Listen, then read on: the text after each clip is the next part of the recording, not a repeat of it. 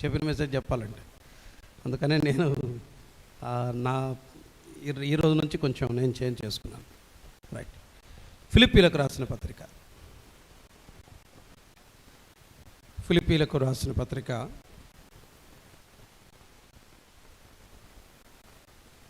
1వ అధ్యాయం.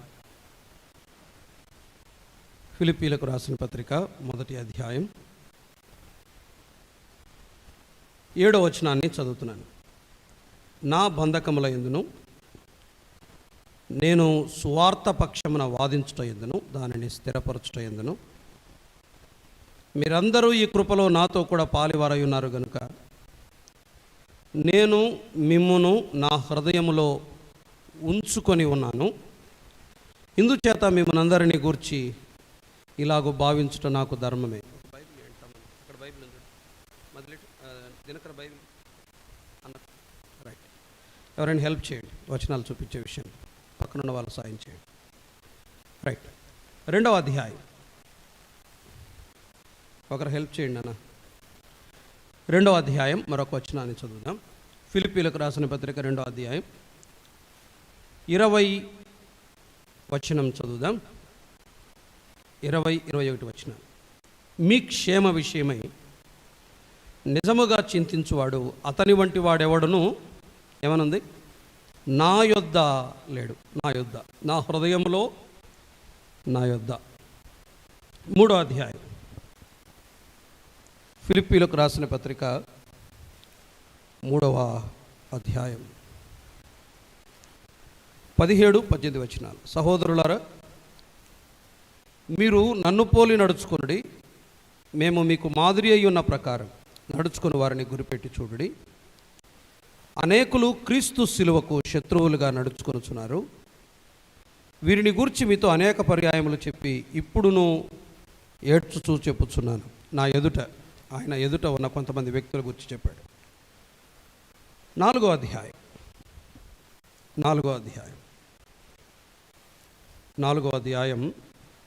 14-15 వచనాలు.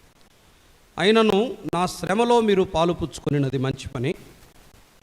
ఫిలిప్పీలారా, నేను సువార్తను నేను బోధింపనారంభించి మాసిదోనియాలో నుండి వచ్చినప్పుడు ఇచ్చు విషయంలోనూ పుచ్చుకునే విషయంలోనూ మీరు తప్ప మరి ఏ సంఘపు వారు నాతో పాలివారు కాలేదని మీకే తెలియను. నా పాలివారు. 4 అధ్యాయాల్లో గత వారం అటుపోయిన వారాల నుంచి మనం కొన్ని సంగతులు ఆలోచించేస్తున్నాం. తిమోతి 2వ పత్రికలో 4 దిక్కులు చూశాం. వెనుకకు చూసుకున్న పౌలు, పరలోకం వైపు చూచిన పౌలు, లేఖనముల లోనికి చూచిన పౌలు, ముందుకు చూచిన పౌలుని గురించి ఆలోచన చేశాం. ఎఫెసీలకు రాసిన పత్రికలో 4 భంగిమలు, 4 పోస్చర్స్ మనం ఆలోచన చేశాం. గుర్తున్నాయి? ఎక్కడున్నాం మనం? తండ్రి దగ్గర కూర్చుండబెట్టబడ్డాం, పరలోకంలో కూర్చుండబెట్టబడ్డాం, దేవుని ఎదుట మోకరించాం, మనుషుల ఎదుట నడుస్తున్నాం, శత్రువు ఎదుట నిలవబడ్డాం పోరాటానికి అని జ్ఞాపకం చేసుకున్నాం. గత వారం కొలస్సీ పత్రికలో 4 దాచబడిన విషయాలు ఆలోచన చేశాం. ఒకటి ఏంటి చెప్పండి? దాచబడిన మర్మం, వాక్యం ఎవరికి బయలుపరుస్తాడు? పరిశుద్ధులకు. రెండవది ఏంటి చెప్పండి? దాచబడిన జ్ఞానము, సంపద. 3వది దాచబడిన జీవం. 4వది దాచబడిన వరం. 4 దాచబడిన సంగతులు ఆలోచన చేశాం. ఉదయకాలం మీరు లేరు, అప్పుడు కొద్దిమంది ఉన్నారులే, పరిచయం చేసిన తమ్ముళ్ళు ఉన్నారు. యేసుక్రీస్తుతో మనం కలిగి ఉండాల్సిన 4 వైఖరులు ఆలోచన చేశాం. 4 యాటిట్యూడ్స్ ఫిలిప్పీ పత్రికలో నుండి. శరీరముతో యేసుక్రీస్తుకున్న సంబంధం, మనస్సుతో యేసుక్రీస్తుకున్న సంబంధం, నా కోరికతో యేసుక్రీస్తుకున్న సంబంధం, చివరిది ఏంటని విన్నాం? పొద్దున వాళ్ళు చెప్పండి. 4వ అధ్యాయం నా హృదయముతో యేసుక్రీస్తుకున్న సంబంధం అని 4 యాటిట్యూడ్స్ మనం ఉదయకాలం ఆలోచన చేశాం. ఈ ఉదయకాలం వేళ 2వ వర్తమానంలో పౌలుతో ఉన్నటువంటి కొంతమంది వ్యక్తులను గురించి ఆలోచన చేస్తున్నాం.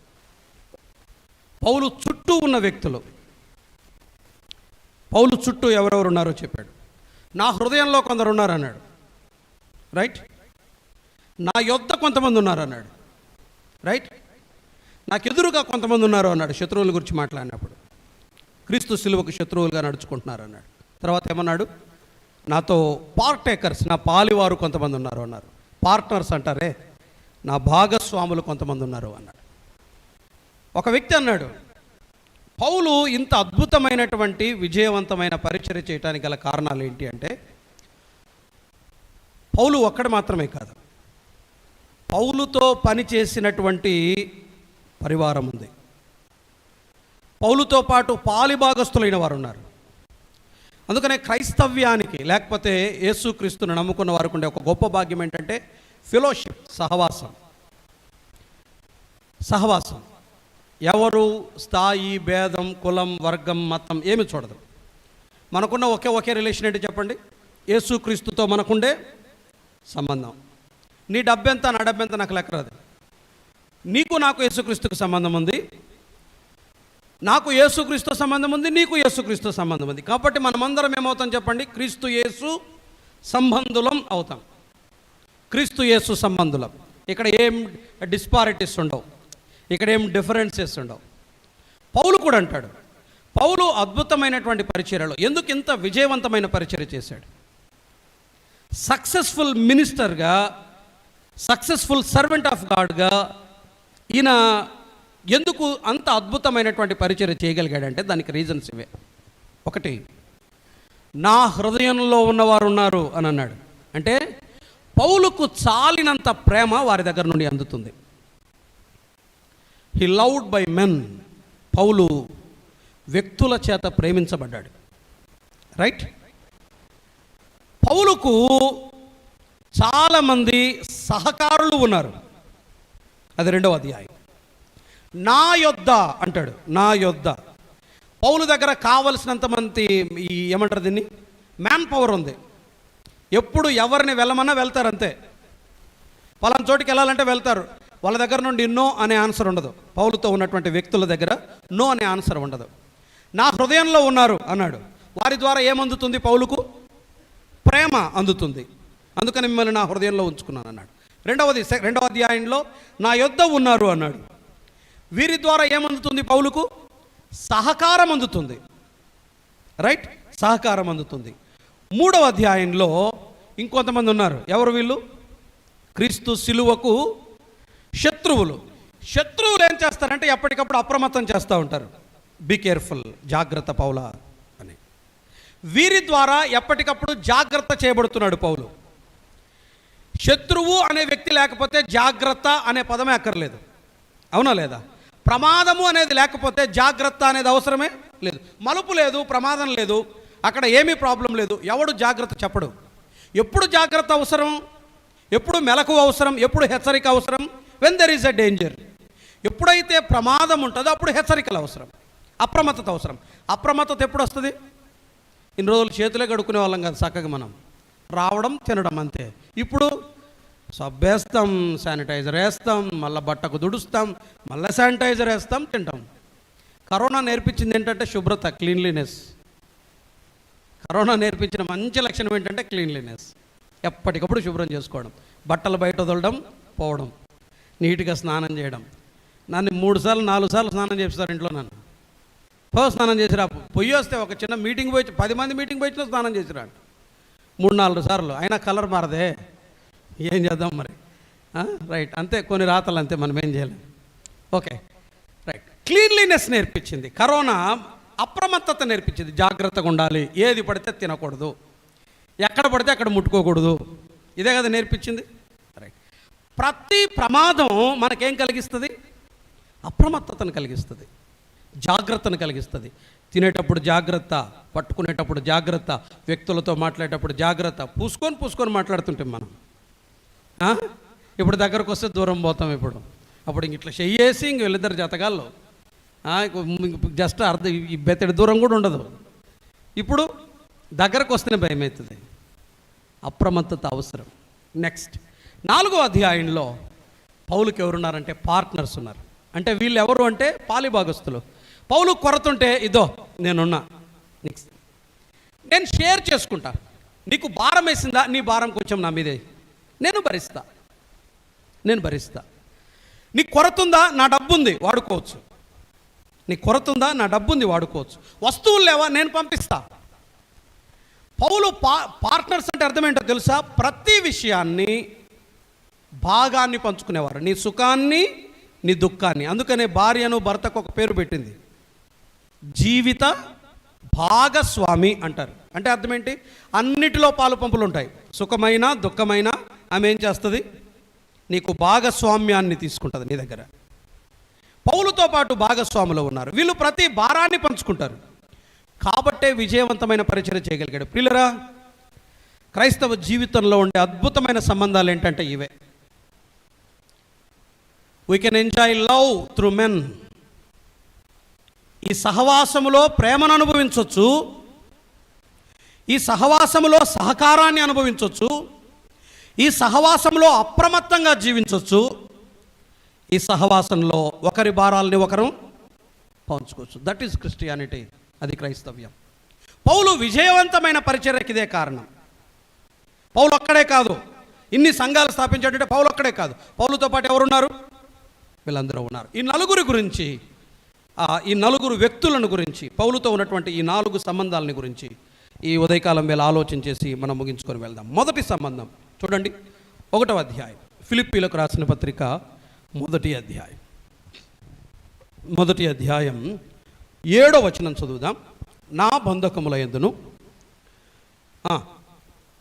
నేను సువార్త పక్షమున వాదించుట యందును దానిని స్థిరపరచుట యందును మీరందరూ ఈ కృపలో నాతో కూడా పాలివారై ఉన్నారు కనుక నేను మిమ్మును నా హృదయములో ఉంచుకొని ఉన్నాను.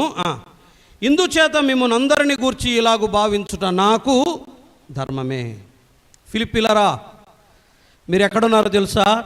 నా హృదయంలో ఉన్నారు అన్నాడు. ఆ మాట చదివినప్పుడు ఫిలిప్పీలు ఎలా ఫీల్ అయ్యింటారు చెప్పండి? ఒక పెద్ద దైవజనుడు, నేను సేవ వచ్చిన మొదటి దినాల్లో అని అన్నాడు, ఎబెనెజర్ ఒక పెళ్ళికి వచ్చాడు. ఇక్కడ పెళ్లి చేయడానికి ఎబెనెజర్కి వచ్చాడు. అంకుల్ వందనాలు అంకుల్, నా పేరు ఎబెనెజర్ అంకుల్ అని పరిచయం చేసుకున్నాను. ఆయన ఇట్లా చెయ్యేసి దగ్గరికి తీసి, ఎబెనెజర్ నువ్వు నా హృదయంలో ఉన్నావు ఎబెనెజర్ అన్నాడు. ఆయన నాకు ఎంత ఆనందమైందంటే అంత ఆనందమైంది. ఒక గొప్ప దైవజనుడు నన్ను అన్నమాట ఏంటంటే, నువ్వు నా హృదయంలో ఉన్నావు అని అన్నాడు. ఆయన నిజంగా ఇదే మాట అన్నాడు. బహుశా ఈ లేఖనం చదివిన తర్వాత ఆటోమేటిక్గా అది ఇప్పుడు నాకు కూడా వస్తుంది, మీరు నా హృదయంలో ఉన్నారు. ఫిలిప్పీయులు పౌలు హృదయంలో ఉన్నారు అంటే, పౌలు హృదయాన్ని వారు తీసేసుకున్నారు అంటే, పౌలు హృదయంలో స్థానాన్ని సంపాదించారంటే పౌలును వారు ఎంత ప్రేమించి ఉండాలి. రైట్, పౌలును వారు ఎంత ప్రేమించి ఉండాలి. ప్రశ్న ఏంటంటే, మనము ఎందరి హృదయాలలో ఉండగలుగుతున్నాం? ఎందరి హృదయాలలో ఉండగలుగుతాం? నా హృదయంలో ఎంతమంది ఉన్నారనేది కాదు లెక్క, నేను ఎందరి హృదయాల్లో స్థానాన్ని సంపాదించుకోగలిగాను. అది మీనింగ్ఫుల్ లైఫ్. నా హృదయంలో నువ్వు ఉన్నావు, వాళ్ళు ఉన్నారు, ఇది ఈజీ. బట్ నేను ఎందరి హృదయాల్లో స్థానాన్ని సంపాదించుకున్నాను? ఎందరి హృదయాల్లో ఉన్నాం? నీ రక్త సంబంధికులు సరే, సంఘములో సహవాసములో ఎందరి హృదయాలలో నీకు స్థానం ఉంది? హృదయాలలో స్థానం ఉండాలి అంటే అంత ప్రేమ చూపించగలగాలి. ఫిలిప్పీలు పౌలును ప్రేమించారు. ఫిలిప్పీలను కూడా ఇప్పుడు పౌలు ఏం చేయడం మొదలుపెట్టాడు? ప్రేమించడం మొదలుపెట్టాడు. రైట్, ఈ హృదయాలలో స్థానము కలిగిన వారికి ఉండే సంబంధాన్ని చూద్దాం. ఈ ప్రేమించే వారికి ఒక లక్షణాలు ఉంటుంది. మనల్ని ప్రేమించేవారు ఉన్నారు. ఒకవేళ మనము ఎవరినైనా హృదయంలో పెట్టుకొని ఉంటే, లేకపోతే నేను ఎవరి హృదయంలోనైనా స్థానాన్ని సంపాదించుకుంటే, ఈ 3 రుజువులు కనిపిస్తాయి. నా హృదయంలో మీరున్నారు అనటానికి, మీ హృదయంలో నేనున్నాను అనటానికి ఈ 3 రుజువులు ఉండాలి. 3 ఎవిడెన్సెస్. ఏంటవి? చూడండి, అక్కడే రాశాడు. 1వ అధ్యాయం, ఫిలిప్పీలకు రాసిన పత్రిక 1వ అధ్యాయం 6వ వచనం చివరి లైన్ చదువుతున్నాను. నేను చేయు ప్రతి ప్రార్థనలో ఎల్లప్పుడూ సంతోషంతో ప్రార్థన చేయుచు. తర్వాత ఏమన్నాడు? నేను మిమ్మును జ్ఞాపకం చేసుకున్నప్పుడెల్లా అన్నాడు. నా హృదయంలో స్థానం ఉంది మీకు అంటే, నా జ్ఞాపకాలలో కూడా మీరు ఉంటారు. అంతేనా? రైట్. పౌలు అంటాడు, బంధకాల్లో ఉన్నా నేను మిమ్మల్ని జ్ఞాపకం చేసుకుంటున్నా అంటాడు. మనం ఎవరినైతే ప్రేమిస్తామో ఎవరికైతే మన హృదయాలలో స్థానం ఇస్తామో వారిని గురించిన జ్ఞాపకాలు ఉంటాయి. కొందరి జ్ఞాపకాలు మధుర అనుభూతులను గుర్తు చేస్తాయి. కొందరి జ్ఞాపకాలు కన్నీటిని తెప్పిస్తాయి. వారు గుర్తొస్తే మనసు అంతా కష్టమేస్తుంది. అంతవరకు బాగుంటుంది. సడన్గా వాళ్ళ మైండ్లోకి వచ్చారనుకోండి, ఆనందం అంతా పోతుంది. అవునా? మనము ప్రేమిస్తే వాళ్ళు మన జ్ఞాపకాల్లో ఉంటారు. ఇలా చెప్తాను, ఒకవేళ సంఘాన్ని నీవు ప్రేమించగలిగితే, సంఘాన్ని నీవు హృదయంలో ఉంచుకొని ఉంటే, ఫిలిప్పి సంఘాన్ని పౌలు హృదయంలో ఉంచుకున్నట్లు, ఎమేనూరు సంఘాన్ని ఒకవేళ నేను హృదయంలో ఉంచుకుంటే, ఈ సంఘాన్ని నీ సంఘమని నీవు భావించి నీవు హృదయంలో ఉంచుకొని ఉంటే, ఈ సంఘం ఎక్కడుంటుంది? నీ జ్ఞాపకాల్లో ఉంటుంది. ఈ సంఘములోని వ్యక్తులు ఎక్కడుంటారు? నీ జ్ఞాపకాల్లో ఉంటారు. వాళ్ళు పదే పదే గుర్తొస్తారు. సంఘం ఎట్లుందో, ఏం చేస్తున్నారో, ఇన్ని నెలల ఫెలోషిప్ లేదు, బాగున్నారో లేదో, పడిపోయినారేమో, నిలబడ్డారేమో, మళ్ళా వీళ్ళు ఆ స్పిరిచువల్ రేంజ్ తీసుకురావడానికి ఎంత కష్టపడాలో మన జ్ఞాపకాల్లో ఉంటారు. ఎప్పుడూ హృదయంలో ఉన్నప్పుడు. 2 చూడండి, త్వరగా అట్లా జ్ఞాపకం చేస్తున్నాడు. 1వ అధ్యాయం జ్ఞాపకాలలో మాత్రమే కాదు కానీ తర్వాత ఏమన్నాడు? అదే వచనమే, నేను చేయు ప్రతి ప్రార్థనలో ఎల్లప్పుడూ సంతోషముతో ప్రార్థన చేయుచు నేను మిమ్మును జ్ఞాపకం చేసుకున్నప్పుడల్లా. ఎవరి కోసం ప్రార్థన చేస్తున్నాడు పౌలు? మనం ఎవరినైతే హృదయంలో పెట్టుకుంటామో వాళ్ళు మన పెదవుల మీద కూడా ఉంటారు. మాటికి వాళ్ళ గురించి మాట్లాడతాం మనం. ఒక ఆయన మిసికితే మాయమ్మన్న అంటాడు. మాటకు ముందు మాయమ్మ, మాటకు తర్వాత మాయమ్మ. రైట్? అన్నం పప్పు చేస్తే వాళ్ళమ్మ గుర్తొస్తుంది, చికెన్ చేసిన వాళ్ళమ్మ గుర్తొస్తుంది, ఏం చేసిన వాళ్ళమ్మ. అన్నం మాయమ్మ చికెన్ చేస్తే, వీళ్ళు చికెన్ గురించి అన్నం మాయమ్మ చికెన్ చేస్తే అంటాడు. శుభ్రం పెట్టుకునే విషయం, అన్నం మాయమ్మ అయితే ఎందుకని చెప్పండి, ఎందుకు వాళ్ళమ్మ మాటి గుర్తొస్తుంది? వాళ్ళు మన పెదవుల మీద ఉంటారు. ఇక్కడ అర్థం ఏంటో తెలుసా? పెదవుల మీద ఉండటం అంటే, నీవు ప్రార్థించిన ప్రతిసారి వాళ్ళు నీ పెదవుల మీద ఉంటారు. మన హృదయాలలో ఎవరికైతే స్థానం ఇస్తామో వాళ్ళు మన జ్ఞాపకాల్లో ఉంటారు. 2వది, వారు మన పెదవుల మీద ఉంటారు. వారిని గురించి ప్రతిసారి ప్రార్థన చేస్తాం, మోకరించిన ప్రతిసారి. నా ప్రశ్న సూటిగా, సంఘాన్ని గురించి ప్రార్థన చేస్తున్నారా? మీ ప్రార్థనలలో సంఘం ఉందా? పెద్దలున్నారా? పరిశుద్ధులున్నారా? సంఘం ఉందా? సంఘంలోని వ్యక్తులు ఉన్నారా? అనారోగ్యంతో బాధపడుతున్న వారు ఉన్నారా? మీ ప్రార్థనల్లో జ్ఞాపకం వస్తున్నారా? మీ పెదవుల మీద సంఘం ఉందా? ఎప్పుడైనా మాట్లాడుతున్నామా? చెడ్డగా మాట్లాడకండి. గత వారమే నేను చెప్పాను.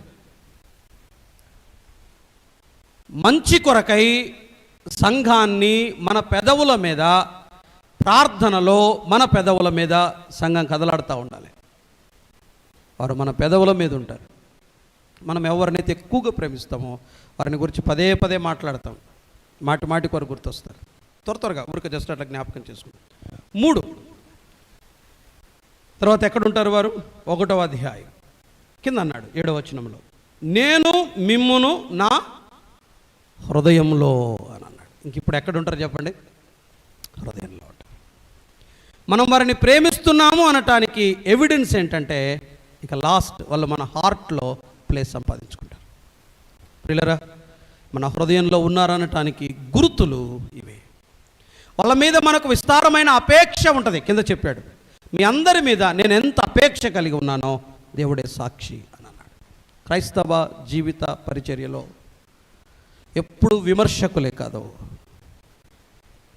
ప్రేమించేవారు కావాలి. ఒక మాట, హలో జాగ్రత్తగా వినండి. పౌలంతటి తలపండిన గొప్ప దైవజనుడే సామాన్యమైనటువంటి సంఘ సహోదరుల ప్రేమ ఇతనికి తృప్తిని, ఆనందాన్ని కలిగించినప్పుడు, సామాన్యమైన బోటాబోటి విశ్వాసాన్ని, భక్తిని కలిగిన మనకు వ్యక్తుల ప్రేమ, సహోదరుల ప్రేమ ఎంత అవసరమవుతుంది? ఎప్పుడు విమర్శన?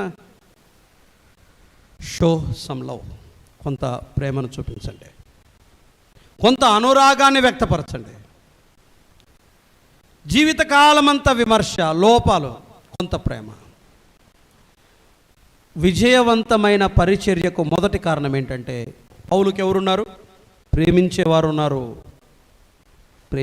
ఉన్నారు. క్రైస్తవ జీవితంలో మనకుండే గొప్ప ఆస్తి ఏంటంటే మనల్ని ప్రేమించేవారు ఉంటారు. యేసుక్రీస్తు ఎలా ప్రేమించాడో అలా ప్రేమించేవారు ఉంటారు. అది క్రైస్తవ్యానికి ఉండే గొప్ప ప్రాపర్టీ. మిమ్మల్ని నా హృదయంలో ఉంచుకొని ఉన్నాను అంటాడు. దాటి వెళ్దాం. రెండవ అధ్యాయం. పౌలు దగ్గర ఇంకెవరున్నారు చూడండి. పౌలు హృదయములో ఉన్నవారు ఉన్నారు.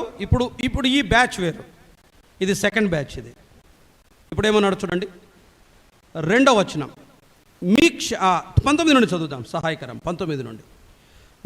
నేనును మీ క్షేమమును తెలుసుకొని ధైర్యము తెచ్చుకొను నిమిత్తము తిమోతిని శీఘ్రముగా మీ యొద్దకు పంపుటకు ప్రభు అయిన యేసునందు నిరీక్షించుతున్నాను. మీ క్షేమ విషయమై నిజముగా చింతించువాడు అతని వంటి వాడు ఎవడును నా యొద్ద లేడు అన్నాడు. నా యొద్ద అన్నాడు. వాళ్ళెవరు? నా హృదయంలో అన్నాడు. తిమోతిని గురించి ఏమన్నాడు? నా యొద్ద. వీళ్ళెవరో తెలుసా? పౌలు ఏం చేయమంటే చేయడానికి సిద్ధంగా ఉంటారు. ఇంకొక మాట మీరు గుర్తుపెట్టుకోండి.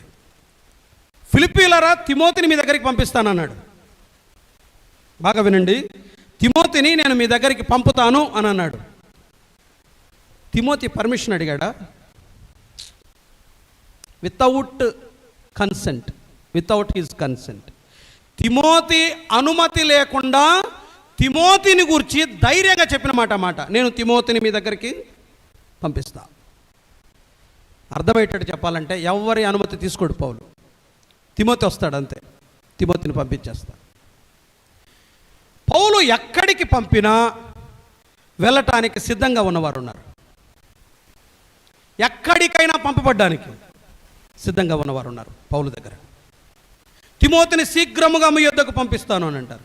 వీళ్ళకు 3 లక్షణాలు ఉన్నాయి. వీళ్ళు ఎక్కడికైనా పోవటానికి సిద్ధముగా ఉన్నవారు. ఫస్ట్ క్యారెక్టర్ అది. పౌలు దగ్గర ఉన్నవారి లక్షణాలు చెప్తున్నా, అక్కడే ఉన్న వేరుకుందాం.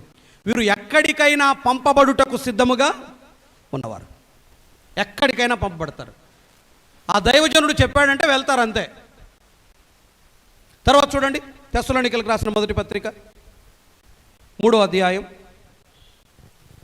1వ వచనం. కాబట్టి ఇక సహింపజాలక ఏథెన్సులో మేము ఒంటిగా నుండి నిన్ను మంచిదని ఎంచి, మేమైనా ఒంటరిగా ఉంటాం, ఈ శ్రమల వలన ఎవడునూ కదిలింపబడకున్నట్లు మిమ్మును స్థిరపరచుటకును మీ విశ్వాస విషయం మిమ్మల్ని హెచ్చరించుటకును మన సహోదరుడు క్రీస్తు సువార్త విషయంలో దేవుని పరిచారకుడైన తిమోతిని పంపితిమి అని అన్నాడు.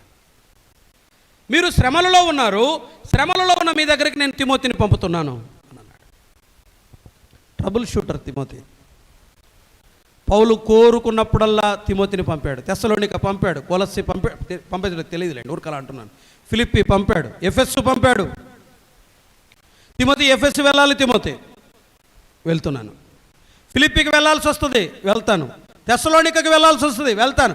గలతీయ వెళ్ళాల్సి వస్తుందేమో, వెళ్తాను. యెరూషలేము వెళ్ళాలేమో, వెళ్తాను. పౌలు ఎక్కడికి పంపినా తిమోతి అక్కడికి వెళ్ళాడు.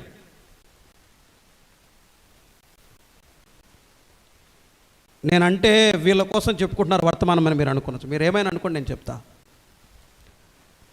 మీ పైన ఉన్న నాయకులు దేవుని పని నిమిత్తమై ఎక్కడికి పంపినా పంపబడ్డానికి సిద్ధంగా ఉన్నారా? Are you ready? సర్వీస్కి మధ్య టైం ఉంటుందమ్మా. వచ్చి కొంచెం నీళ్లు జల్లి ఇట్లా తొడవండి అంటే సోదరులు వచ్చిన వాళ్ళు ఇంతవరకు ఒక్కరలేరు.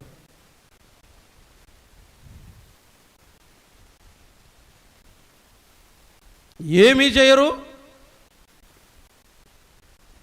వారానికి ఒకసారికి వెళ్తా, ఒకసారి మాత్రమే పోయి 1 గంట కూర్చొని వాక్యం వినొస్తారు. వాళ్ళు చెప్తే బస్తాల బియ్యం పోతాయి. వాళ్ళు పిలిస్తే పోయి వారం రోజులు పోయి పరిచర్య చేస్తారు. అక్కడ గంటే వాళ్ళు చెప్పేది. వీళ్ళు పోయి శనివారం ఏమో పోతారు అంతే, మిగతా రోజుల్లో ఉండరు. వాళ్ళు రమ్మంటే గంటలు పరిచర్య. అరే మధ్యలో ఒక 45 నిమిషాల మధ్యలో టైం ఉంది, కొంచెం బండలు క్లీన్ చేయడానికి రండి అని చెప్పి మొన్న చెప్తే ఈరోజు వరకు ఎవరు రాలా. పిల్లలే చేస్తున్నారు, యవనస్తులే. ఎక్కడుంది విధేయత? స్థానిక సంఘ నాయకత్వానికి విధేయత చూపాలి, చూపి తీరాలి. మీ ఇష్టం కాదు, మేమేంటి తినాలా అంటే అది ఎట్లయితుంది? That is the rule of the Bible. అది వాక్య సత్యం, అది వాక్యం చెప్తుంది. చిన్నలారా పెద్దలకు లోబడి ఉండుడి. మీ పైన నాయకులుగా ఉన్న వారికి మీరు లోబడి ఉండమని లేఖనం చెప్తున్నప్పుడు మీరు లోబడకపోతే ఎట్లా? నువ్వు సేవకుడైతే నాకేంటంటే నువ్వు పూర్తిగా వాక్యానికి పక్కకున్నట్టు అర్థం. మీరు పెద్దలైతే నాకేంటంటే మీకు సంఘంతో సంబంధమే లేనట్టు అర్థం. అంతే, అనుమానం లేదు. సంఘానికి విధేయత చూపాలి, సంఘ నాయకత్వానికి విధేయత చూపాలి. ఎస్, అబ్సల్యూట్గా, ఖచ్చితంగా, తప్పనిసరిగా. You should not say no, you should not say no. Explanation ఇవ్వచ్చు కానీ ఇంత పనికిరాదు కదా, సరి అయింది కాదు కదా. ఎక్కడికైనా పంపడానికి సిద్ధంగా ఉన్నారు. తిమోతిని పంపుతున్నాను. అసలు ప్రభువు పంపిన వ్యక్తులను ఒకసారి గుర్తు తెచ్చుకోండి. మిద్యానులో 40 ఏండ్ల సుఖాన్ని అనుభవించాడు. నిర్గమకాండం 4:8 మోషే. ఐగుప్తుకు వెళ్ళాలి మోషే, వెళ్తాను ప్రభువా, వెళ్ళిపోయాడు. రాజుల మొదటి గ్రంథం 18వ అధ్యాయంలో సారెపతులో కడుపు నిండా 3 పూటలు తిండి తినుకుంటూ కూర్చున్నాడు ఏలియా. ఏలియా లే, అహబు దగ్గరికి వెళ్ళాలి. ఏలియా వెళ్ళాడు. ప్రభువా తిండి దొరకదు, శత్రువు దగ్గరికి పంపిస్తున్నావు, వెళ్ళాడు. యూదా అను వారి ఇంట తార్సువాడైన సౌలు అనే వ్యక్తి ఉన్నాడు. అననీయ వెళ్ళాలి అంటే, ప్రభువా సంఘాన్ని హింసించేవాడు అతను, ఎంతమందిని చంపాడు, అతని దగ్గరికి నన్ను వెళ్ళమంటావా? వెళ్ళాడు. అననీయ వెళ్ళాడు. వారు పంపబడిన వారు, నేడు అవసరమైంది వారే, పంపబడుటకు సిద్ధంగా ఉన్నవారు. వేరెవర్, ఎక్కడికైనా. 2 మాత్రమే కాదు, ఫిలిప్పీలకు రాసిన పత్రిక 2వ అధ్యాయం, పౌలు దగ్గర ఉన్నటువంటి వారు ఎలాంటి వారో చూస్తున్నాం. పంపబడుటకు సిద్ధముగా ఉన్నవారు 2వది చూడండి, అక్కడే మనం చదువుదాం. 2వ అధ్యాయం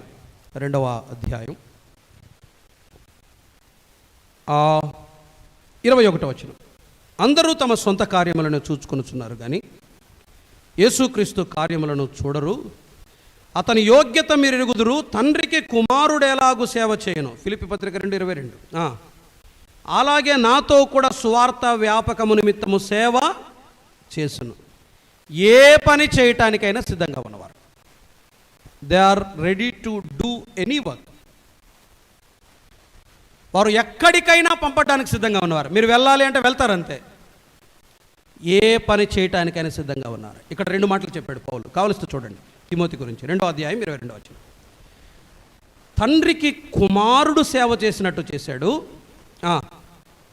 సువార్త వ్యాపకము నిమిత్తం కూడా సేవ చేశాడు. Like a son, like an evangelist. ఇక్కడ కుమారుడుగా పనిచేశాడు మాత్రమే కాదు, సేవకునిగా కూడా పనిచేశాడు. కిందికి రండి. 2వ అధ్యాయం 29 నా ఎడల మీ ఉపచర్యలో ఉన్న కొదువను తీర్చుటకై అతడు తన ప్రాణమునైనను లక్ష్య పెట్టక క్రీస్తు యొక్క పని నిమిత్తము చావునకు సిద్ధమై ఉండెను అన్నాడు. అంటే అర్థం ఏంటంటే,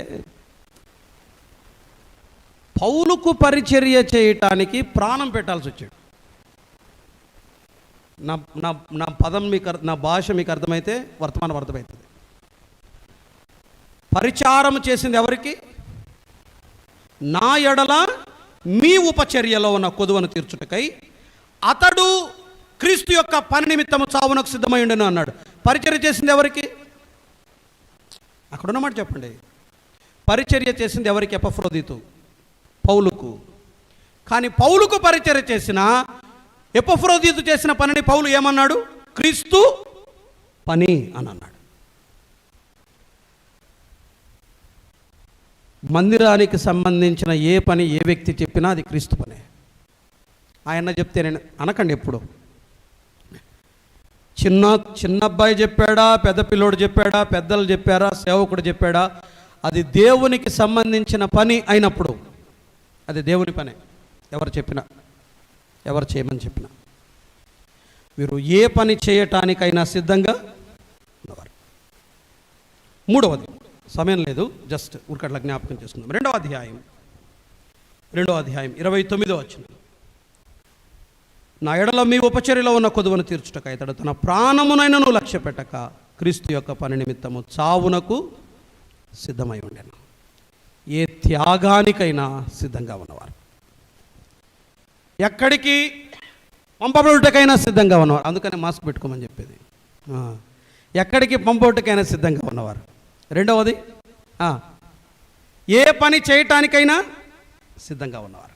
బండలు దొడవాలా, టాయిలెట్స్ క్లీన్ చేయాలన్నా, పట్టాలు పరవాలన్నా, ఉతకాలన్నా, శుభ్రం చేయాలన్నా, నువ్వేమైనా చెప్పు, మేము చేయటానికి సిద్ధం క్రీస్తు పని నిమిత్తమై. మూడవది, ఏ త్యాగముకైనా సిద్ధం. అక్కడ అంటాడు క్రీస్తు పని నిమిత్తం రోగి ఆయను ప్రాణాపాయ పరిస్థితుల్లోకి వెళ్ళిపోయాడు. ఎపఫ్రోదితు గురించి రాస్తాడు.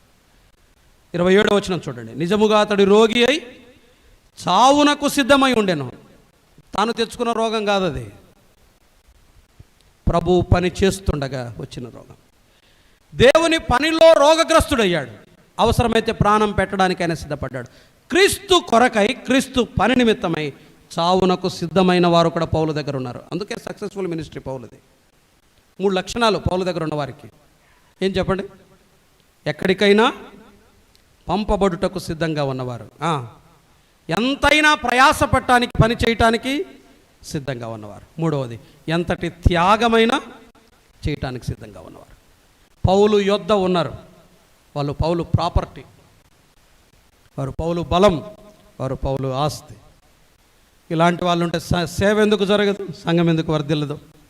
స్వార్థ ఎందుకు విస్తరించదు? ఎందుకు ప్రబలదు? ఫిలిప్పీకి వెళ్ళాలి, వెళ్తాను. తెస్సలోనిక వెళ్ళాలి, వెళ్తాను. గలతీ వెళ్ళాలి, వెళ్తాను. గలతీ జిల్లాలో పర్యటించాలి, వెళ్తాను. నో అనే ఆన్సర్ లేదు వాళ్ళ దగ్గర. రైట్.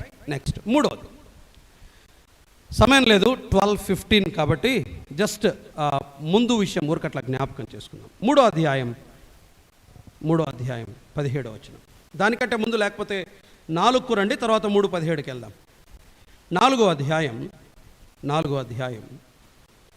14వ వచనం. అయినను నా శ్రమలో మీరు పాలు పుచ్చుకొనినది మంచి పని.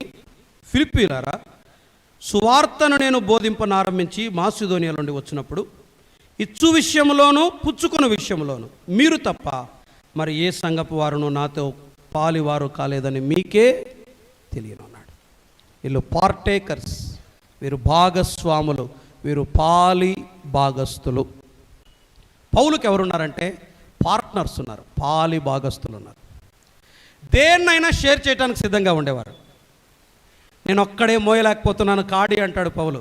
పరిగెత్తుకుంటూ ఒకడు వచ్చి నేను లేనా అని మరొక కాడి తీసుకుంటాడు, అంతే. కాడి ఎన్నెట్లు మోస్తాయి? 2, 3, 4? ఎమ్మెనూరులో ఒంటెద్దు బండ్లు ఉన్నాయి కదా, 2 ఎడ్లు ఉంటాయి కదా మామూలు జనరల్గా బండి నడపడానికి. ఒకవైపు పౌలు ఉంటే మరొక వైపు మేమున్నాం అనే పాలి భాగస్తులు ఉన్నారు, భాగస్వాములు ఉన్నారు. నాతో పాలివారు అంటాడు. ఏ విషయాల్లో పాలివారు చూడండి. వీళ్ళు పార్ట్నర్స్ ఏ విషయాల్లో? 1వ అధ్యాయం 7వ వచనం. 1వ అధ్యాయం 7వ వచనం. నా బంధకముల యందును నేను స్వార్థ పక్షమున వాదించుట యందును దానిని స్థిరపరచుట యందును అని అన్నాడు. చాలు, దానిని స్థిరపరచుట యందును అన్నాడు. నేను చెప్పడం మర్చిపోయినాను, ఒక మంచి విషయం చెప్పాలి. మొన్న ఒక మీటింగ్ ముగించుకొని కోలవరంలో ఇంటికి వస్తుంటే నా బ్యాగ్ ఒక తమ్ముడు పట్టుకున్నాడు, అంతే. ఆ పిల్లోడు చేసిన పాపం. ఏనా అసిస్టెంటా అంట ఒక పిల్లోడు నన్ను డైరెక్ట్గా. అవును, నా అసిస్టెంటే అన్నాను నేను. బ్యాగ్ ఒక వ్యక్తి మోస్తే అసిస్టెంటా అంటాడు. నేను నడుచుకుంటూ వస్తుంటే చేతిలో బాటిల్ ఉంటే బ్యాగ్ పట్టుకొని ఒక తమ్ముడు వస్తే అసిస్టెంట్. అవును, అసిస్టెంట్. What's wrong? తప్పేంటి? సహకారులు ఉంటే తప్పేంటి? బాటిల్ మోస్తే తప్ప, బైబిల్ పట్టుకుంటే తప్ప, బ్యాగ్ పట్టుకుంటే తప్ప? చిన్న పిల్లల బ్యాగులు మోసిన పెద్దలు ఉన్నారు మన దగ్గర. సేవకులు వస్తే వాళ్ళ వయసులో తమకంటే చిన్నవారైనా వాళ్ళ బ్యాగులు మోసుకొని లోపలికి తీసుకుపోయిన పెద్దలు ఉన్నారు మన సంఘంలో, తెలుసా? అలాంటి పెద్దలు పనిచేసిన సంఘం. వాళ్ళు వచ్చిన పెద్ద వ్యక్తులు కాదు, వాళ్ళకంటే వయసులో చాలా రెట్లు చిన్న వాళ్ళు, వాళ్ళ బ్యాగులు మోసిన వాళ్ళు ఉన్నారు. దైవ సేవకుని బ్యాగ్ మోస్తే అసిస్టెంట్ అవుతాడా? అంటే ఎలాంటి మైండ్ సెట్తో ఉన్నాం చూడండి మనం, ఎలాంటి మైండ్ సెట్తో ఉన్నాం మనం. ఎప్పుడు మోయలే కర్మగారు ఆ రోజు మోసుకున్నారు, నా బ్యాగ్ నేనే మోసుకుంటున్నాను, నాది ఎవరు మోయరు. పొరపాటున ఆ రోజే నాకు ఫుల్ చెమటలు పెట్టినాయి, పురుగులు పడుతున్నాయి, అనీజీగా ఉంది, జస్ట్ బ్యాగ్ పట్టుకున్నాడు, సర్లే తానీలే అని ఊరికి వదిలేసాను. ఒక కామెంట్ అది, రైట్. పాలి భాగస్తులు అంటే అర్థం ఏంటో తెలుసా? భారాన్ని పంచుకునేవాళ్ళు. ఇక్కడ అన్నాడు 1:7, నా బంధకాల యందు నేను స్వార్థ పక్షమున వాదించుట యందు దానిని స్థిరపరచుట యందు. వాదించాల్సి వస్తే పౌలు పక్కన నిలబడతారు వీళ్ళు. బంధకాల యందు నిండాల్సి వస్తే నీతో పాటు మేము జైలుకి వస్తామంటారు వీళ్ళు. నీ పెయిన్ని మేము షేర్ చేసుకుంటాం పౌలా అనే వాళ్ళు ఉన్నారు పౌలు దగ్గర. నీ శ్రమను మేము పంచుకుంటాం పౌలా అనే వాళ్ళు ఉన్నారు. నీకు బంధకాలు ఉన్నాయా? మేమున్నాం, ఇదో నీతో పాటు మేము పెయిన్ని షేర్ చేసుకుంటాం. పెయిన్ని చేసి చూసి చప్పట్లు కొట్టేవాళ్ళు కాదు పౌలు దగ్గర ఉండేది. పౌలు బంధకాలను చూసి షేర్ చేసుకుంటాం, మేము షేర్ చేసుకుంటాం. షేరింగ్ అంటారు అది, దాన్ని పంచుకోవటం మాత్రమే కదా. అక్కడ ఆ మాట నాకు చాలా ఇష్టం. దాని పక్షమున వాదించుట యందు, వెన్ ఎవర్ ఐ స్టాండ్, నేను నిలబడ్డప్పుడు నా పక్కన వచ్చి నిలబడతారు. గతంలో చెప్పాను, మీకు గుర్తుందో లేదో, ఆదిమ సంఘంలో పేతురు ప్రసంగించడం మొదలుపెట్టినప్పుడు మిగిలిన శిష్యులు ఏం చేశారు చెప్పండి? పక్కన నిలబడ్డారు అంతే. ఒక వ్యక్తి బోధిస్తుండగా పక్కన నిలబడ్డం కూడా సేవే. మేము నీతో ఉన్నాం అంతే, మేము నీతో ఉన్నాం. యోహాను ఊరికి నిలబడ్డాడు. యోహాను ఎప్పుడు ప్రసంగించలేదు, మీరు చూడండి అపోస్తుల కార్యాలు. యోహాను పేతురు పక్కన ఉండేవాడు అంతే, ఏం చేయాల, ఎప్పుడు నోరు తెరిచి ప్రసంగించినట్లేదు యోహాను. పేతురు ప్రసంగించేవాడు, యోహాను పక్కన నిలబడేవాడు. ఏం చేసేవాడు? నేనున్నాను పేతురు, నువ్వు ఒక్కడే కాదు, నేను కూడా నీతో, మీరే కాదు మేమున్నాం మీతో అని మిగిలిన శిష్యులు కూడా నిలబడ్డారు. ఆదిమ సంఘంలో 12 మంది శిష్యులు చేసిన పరిచర్య అదే, జస్ట్ పక్కన ఉండి సపోర్ట్ చేయటం. It's also called a ministry, అది కూడా షేరింగే. ఏదైనా నిర్ణయం తీసుకున్నాం అనుకోండి, అందరు కలిసి నిర్ణయం తీసుకుంటున్నాం, విమర్శ వస్తుంది. అంతవరకు ఇడు నింటాడు, అవతల పోతాడు, అవతల పోయి నేను చెప్పలేదా ఆ రోజు చెప్తే వింటారా మీరు? వీళ్ళంతా ఇట్లే, ఈ సేవకులు ఇంట్లో, ఈ పెద్దలు ఇట్లే, అవతల 2 నిమిషాలు అవతలకి పోయింటారు. నిర్ణయం తీసుకున్నప్పుడు వీళ్ళు కూడా ఉంటారు, విమర్శ వచ్చే లోపల అవతలకి పోయి ఉంటారు. నిలబడే వాళ్ళు ఎవరు?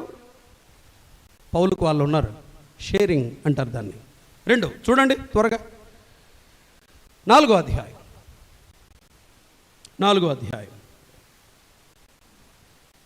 11వ వచనం చూద్దామా? నాకు కొదువ కలిగినందున నేను ఇలాగూ చెప్పుటలేదు అన్నాడు. అంటే మీరు అర్థం చేసుకోండి పౌలు పరిస్థితి.